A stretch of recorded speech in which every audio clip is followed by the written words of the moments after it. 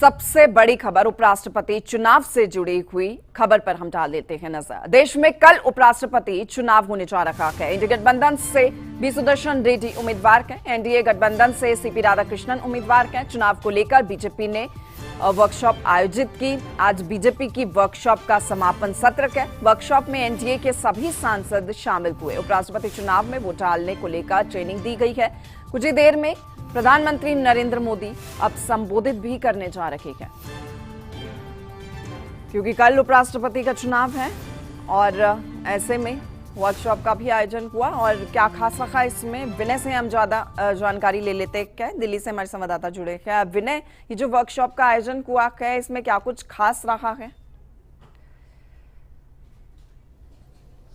बिल्कुल 2 दिवसीय वर्कशॉप का आयोजन यहाँ पे भारतीय जनता पार्टी की तरफ से करवाया गया। और चूंकि बीते कल भारतीय जनता पार्टी के सांसदों का और आज जो भारतीय जनता पार्टी के सहयोगी दल है उनके सांसदों का वर्कशॉप हुआ है। और चूंकि कल उपराष्ट्रपति पद के लिए चुनाव होने हैं, तो इन 2 दिनों में भारतीय जनता पार्टी ने अपने सभी सांसद उनको ट्रेनिंग दी है कि किस तरह से उपराष्ट्रपति पद के चुनावों के लिए वोट डाले जाने हैं।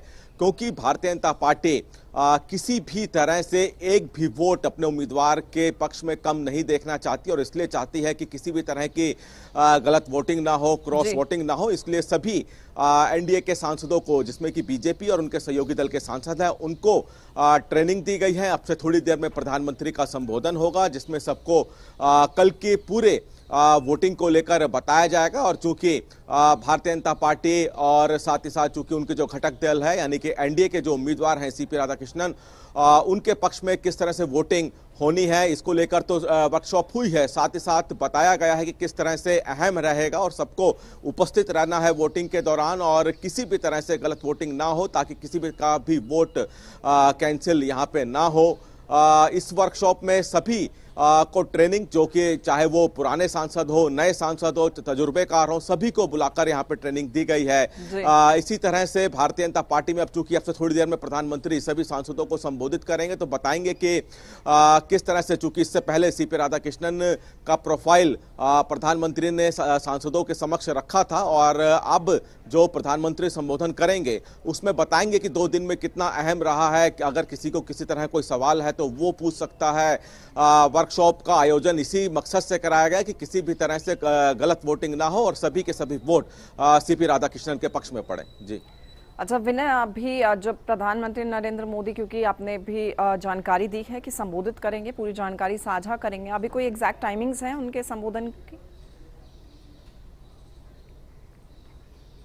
देखिए 5 बजे का समय था, हालांकि अभी तक संबोधन शुरू नहीं हुआ है। माना जा रहा है कि अब से थोड़ी देर में प्रधानमंत्री का संबोधन होगा, चूंकि 5 बजे का समय रखा गया था। आज चूंकि कल जो वर्कशॉप थी वो देर शाम तक चली थी, तकरीबन 7 से 8 बजे तक वर्कशॉप चली थी। आज चूंकि एनडीए के जो घटक दल हैं उन्हीं के सांसदों की वर्कशॉप थी, तो इसलिए समय 5 बजे का रखा गया था। माना जा रहा है कि अब से थोड़ी देर में प्रधानमंत्री मौजूदा सांसदों को संबोधन करेंगे और सभी सांसदों को कल होने वाले मतदान के बारे में और ज्यादा विस्तृत जानकारी देंगे। ठीक है, बहुत शुक्रिया आपका विनय। नजर बनाए रखिएगा, हम आपसे जानकारी अपडेट लेते रहेंगे खबर को लेकर।